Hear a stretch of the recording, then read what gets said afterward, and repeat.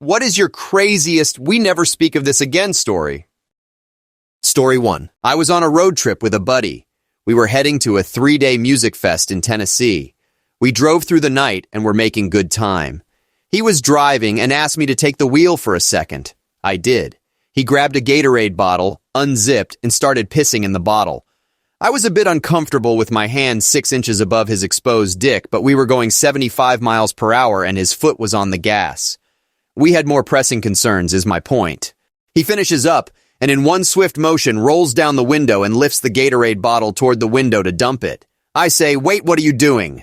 Imagine a full bottle of warm piss filling up the entire interior of a car like a fine console spray in a split second.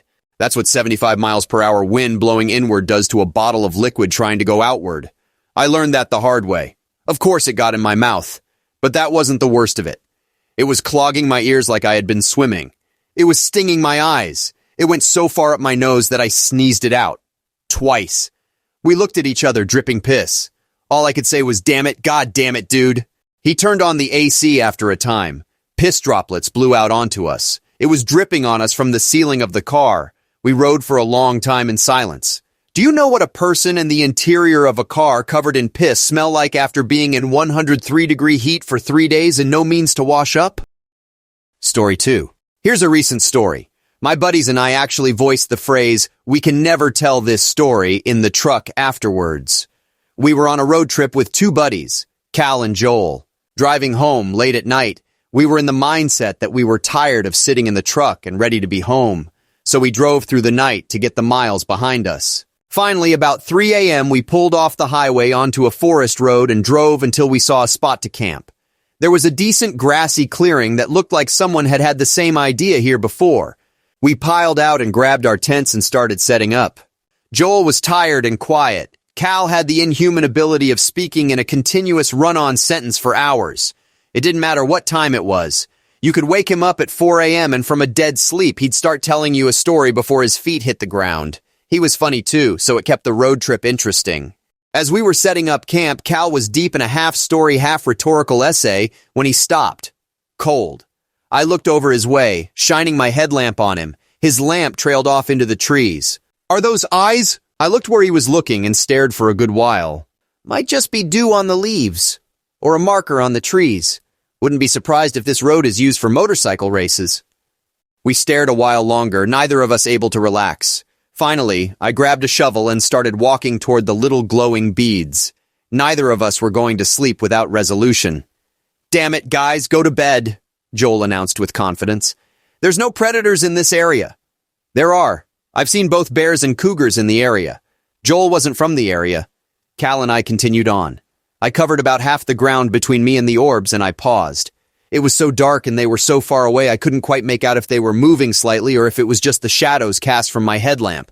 I threw a rock. I yelled. "Pause." Then they blinked. "Okay. Yep, it's an animal and it's not scaring with rocks," I said toward Cal, slowly walking backward. "It clearly sees us. It's watching me." Cal agreed. "Let's just watch it for a while." We finished setting up our tents, keeping a light on the creature at all times. Finally, it started to move. The 2 little orbs raised a few inches off the ground and started strafing us, rocking ever so slightly back and forth as they started a wide circle skirting our campsite. A slight pause here and there, but they continued to close in even as we unleashed a thunderstorm of rocks and yelling and quickly sidestepped toward the truck. Joel, whatever it is, it's moving our way." "Keep a light on it! Keep a light on it!" Joel yelled and fumbled with his tent zipper. He'd already taken his pants off and came booking toward the truck, emanating his own light from his pasty white thighs. He got inside and sat in the back. Cal and I perched on either side of the truck, ready to jump inside so fast we were bound to knock heads over the gear shift. The creature was behind a bush about 20 feet from the truck at this point. The leaves were shifting slightly. It was still coming. Cal and I shared a couple words of encouragement, waiting, and then the bushes parted. When the claw sunk into Cal's neck, he screamed and I dove over the cab. Just kidding. The bushes parted and a freaking deer walked out and right up to the truck. Turns out people had camped here before and apparently they'd fed the freaking deer. Whatever survival instinct once was in this long-legged forest rodent was long gone, and we were 3 men in their jammies crouching in a truck hiding from it. Full disclosure, I've actually told the story a few other times. Story 3. My, now ex-husband, had to have thyroid surgery a few years ago. He was having a lot of swelling, so they gave him some Percocet to take. Anyone who has taken Percocet before knows that it might work very well, but it's not without side effects. One of those side effects happens to be constipation. We knew this would happen. My husband and I are both doctors. I urged him to keep eating fiber or take a stool softener or something. He laughed it off. Babe, my bowels are amazing. Nothing's going to happen to me. Days passed and he continued to heal, requiring less and less of the medication. I noticed his appetite hadn't picked up much, but I thought, hey, cut him a break. He just had surgery. That night I found him on the couch clutching his stomach and scowling. Immediately I knew what was up and said as gently as I could, "Now will you take the stool softener?" He relented. Hours passed. Stool softeners don't work instantly, and they were up against days of hardened poo. Suddenly he leaped up, ran into the bathroom, and slammed the door. I sat outside waiting for a noise, a fart, a wail, something. Finally, I heard him sob my name. I walked in, and my cool, aloof husband was bawling his eyes out, sitting on the toilet and pushing on his stomach like an uncomfortable little kid. He turned green, and I immediately recognized that face. I had just enough time to grab a trash can to catch the vomit that came streaming out. Seconds before an enormous shard and a huge blast of diarrhea turd chunks. There was my surgeon husband crying, barfing, crapping his brains out, and hanging onto my arm for dear life. It was so painful to watch, and to this day, he says it's the only time he's truly been in 10 out of 10 pain. Story 4. My dad kept a huge suitcase full of prawns stashed in the basement of my childhood home. I used to sneak down there and watch such memorable titles as Interview with the Milkman and Buttman's European Vacation. Several years into my secret viewings, my parents put the house up for sale. They took my younger siblings with them on a car trip up north for the weekend in the city they wanted to move to. I stayed home and proceeded to have a party one night inviting a bunch of my friends. We trashed the house, drank a bunch of beer, and of course watched all of my dad's prawn. Flash forward a few months later, we sell the house and are in the process of packing. I get home from school one afternoon and my father is standing in the driveway with his most terrifying angry dad face. My dad is 6'4", 250 pounds, tattoos, former correction officer in a maximum security prison. I walk up to him and he says, "Why are you snooping through my crap in the basement?" I reply, what? I don't know what you're talking about. He says, "BS, what about those videotapes? Some of them aren't even mine and I have to give them back to someone who let me borrow them. There's some missing. Go down the street and tell your freaking stoner friend to give them back. I bet he stole them. Do it or I'll tell your mother what I found in your room." He holds out my Zippo collection, a glass bowl, various sleeping pills, and caffeine pills I'd take. My dad was blackmailing his 14-year-old son to return his prawn. I got on my bike, rode down the block to my friends, knocked on his door and asked for my dad's prawn back. He sighed and reluctantly gave me several VHS tapes he swiped from the party night. I rode back up to my house, and in the driveway in broad daylight, my 14-year-old self handed my father back his prawn. It was never spoken about or hinted at ever again. I like to think that my dad and I came to understand each other better that day. Story 5. One night when I was in college, I was really drunk and hungry, but every place that delivered food was closed because it was like 4 a.m. Then I remembered that there was a McDonald's like 2 to 3 miles from campus that I could walk to. I checked the website and it said it was open 24 hours, so I started to make my way. As I got close to the student center on the edge of campus, I started second-guessing whether or not that McDonald's was open 24/7 or not. So I decided to pop into the computer lab in the basement of the center, which was always open, to go online and check again. The lights were off in the lab, so I thought I would be the only person there. But when I entered the room and the lights came on, I saw a security guard sitting at one of the computers. He was startled by me and scrambled to close the window he was looking at, which I could already tell was PrawnHub. I didn't know how to react, so I just sat down at a computer and didn't say a word. He broke the awkward silence by getting up and saying, "Well, it's about that time," and then making his way to the door. I still don't know what exactly he meant by that, but my response was just to nod and say, "Yup." That guard and I crossed paths quite a bit after that, and it was always a little awkward, but at the same time we had like this unspoken agreement about that night, and he would always be nicer to me and let me off when others would have written me up for something I did. Story 6. This happened a couple weeks ago. My wife and I were trying to fall asleep, but we had an early morning trip to Universal Studios planned and we were a little too jazzed. We're annual pass holders and local, but we hadn't been in a while because of the heat and crowds. So my wife suggests doing it, thinking it would help us fall asleep better. We turn our TV on and turn the volume up just enough to mask any sounds we may make, and we're doing our thing, and soon we can hear my wife's mom, who lives with us and is down the hall, up and moving around. We stop and kind of wait for her to go back to her room because we figure she's just going to the bathroom. We don't hear her anymore, so we go back to it, and my wife says she wants it in a place a little lower. So she gets on all fours, and I just barely get it in, and she's got her back arched and her head thrown back when I hear the door fly open, and I look back to see our 6-year-old daughter and my mother-in-law standing in the doorway. I slide out and quickly cover myself, and the wife does the same, and my daughter, who has absolutely no idea what we were doing, cheerfully walks in with her blankie and stuffed animal and says, "I had a bad dream," and proceeds to get in the bed between us. And my mother-in-law, who has to know what we were doing, makes no attempt to keep my daughter from coming in and just says, "I'm sorry," and makes some excuse about hearing the TV on and thought we were awake and be able to accommodate her. She very quickly closes the door and heads back to her room, leaving the two of us unsatisfied and with an awake child at 2:30 in the morning. My wife, who is a huge prude around her mom, says, "We will never talk about this again." I agree, but I say, at least she knows we still do it? Because she was under the impression that we never have intercourse for some reason, and she would never get another grandchild. Story 7. This happened a year and a half ago on a family trip to Mexico. It was very humid and hot during the day, and since we were in Mexico, I had been drinking since sunrise, and it was now time for bed. You can probably see where this is going. Anyways, I had a very vivid dream that I was in the bathroom at the resort and had just started to unzip my pants in my dream to urinate when I woke up. By now, it was far too late. I woke up next to my younger brother, covered from the waist down in piss.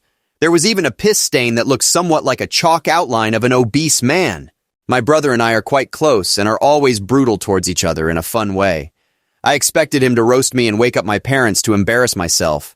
I woke him up and he knew immediately. He helped me strip all the bedding and throw it into the hallway for the cleaning crew to pick up.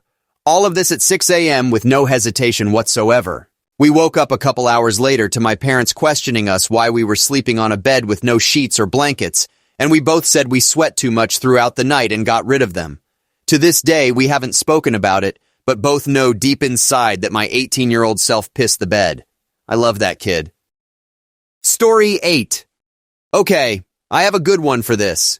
This was 7 years ago. In high school, freshman year was terrible. I had been going through a tough time, girl problems, and my grades were bad. I literally had a 5% in my English class. Needless to say, life sucked. However, a glimmer of hope happened to shine on me. A girl had brought a crap load of brownies to school. Better yet, I was told that they were pot brownies. Now, I've never done drugs. I've only had alcohol twice, and that was after I'd turned 21. I did sports as a kid and was never interested in drugs, but this day had been particularly tough because of a girl. So I decided screw it and asked if I could have them all. Literally all. I wolfed them all down and then just began to go nuts. I slid down the staircase singing A Pirate's Life for Me at the top of my lungs. I was literally falling all over the place and had a great time.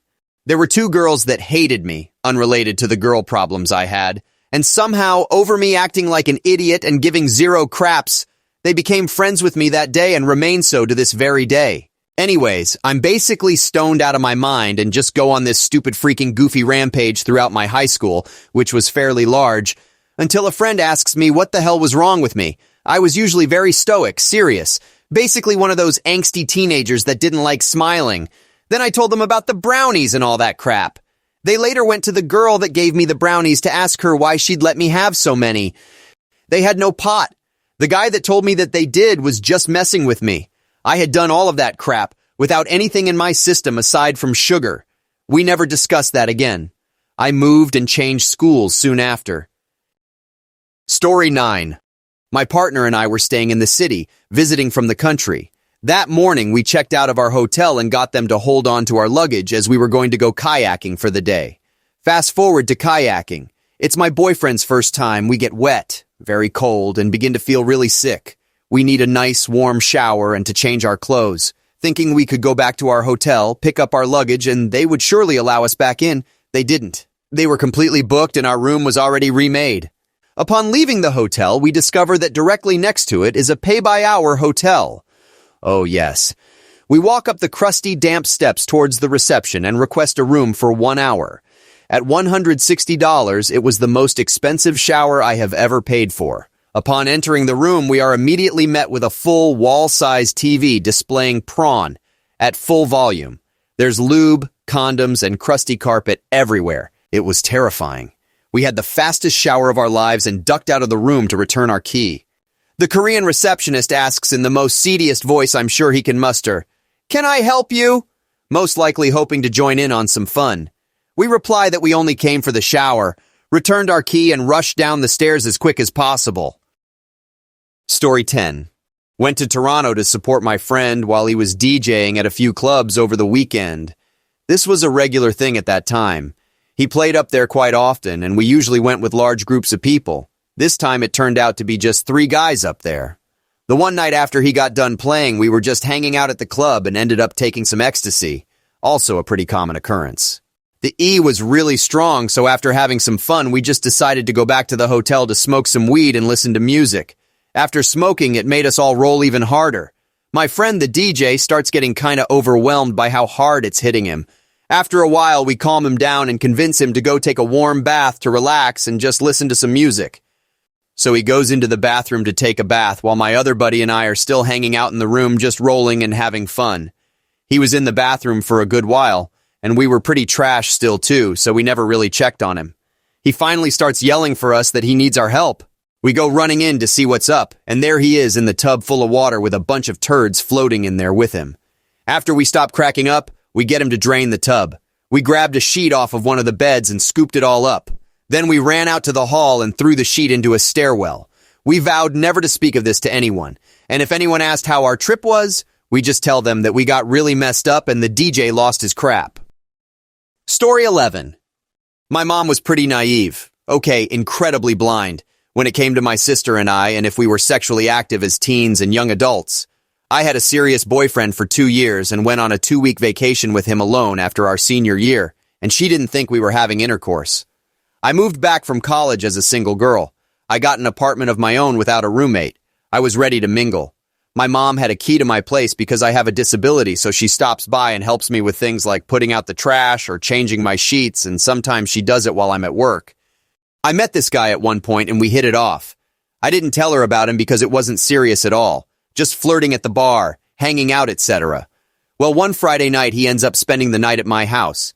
The next morning just so happens to be the one time my mom would stop by completely unannounced. We were walking around naked when I heard her key turn in the lock. Thank God I had the chain on the door. So he bolted into the bathroom and I ran to my room to get clothes. She comes in and asks why I'm awake. I tell her some BS. I'm not a morning person. I think she expected to sneak in quietly and get what she was doing done without waking me. I don't want to embarrass her or be embarrassed and tell her there's a guy there, so I just tried to hurry her out. She wanted to grab some of my laundry to do, so I went into my bedroom to grab it, thinking I could get her out faster, when she did what I should have anticipated since I kept my hamper in the bathroom most of the time. She went for the bathroom door. I wish I could say she found a locked door and she knew someone was over and it was awkward. I wish I could say that. Except Boy Genius hadn't locked the door. The bathroom was huge because it had the washer and dryer in it, so he couldn't just reach over to lock it or anything. She opens the door as I'm screaming, "No, no, no, don't go in there!" He's trying to jump into the shower, and as he does, he pulls the shower curtain rod off, so there's this huge crash, and his naked butt gets sprawled out on the floor in front of her. I'm mortified. Absolutely mortified. My mom just turns around, walks out of the bathroom, out of my apartment, and we've just pretended like it never happened ever since. She's never come over unannounced again. Story 12. Every year we go to my grandma's house for Thanksgiving, and everyone usually brings a side dish. Every year before this, my mom and I brought a dessert dish, but we thought we would bring something different this time.